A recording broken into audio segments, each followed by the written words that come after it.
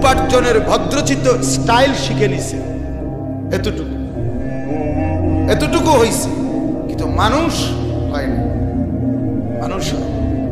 মানুষ হবে সেদিন কোরআন পড়বে যেদিন, মানুষ হবে সেদিন মৃত্যুর পরবর্তী হালাত, আখেরাত, কবর, হাসর, মিজান, ফুলসিরাত, আমলনামা, আখেরাত, জান্নাত, জাহান্নাম বুঝবে যেদিন, ভাববে যেদিন, মানবে যেদিন, আমল করবে যেদিন, সেদিনই কেবল মানুষ,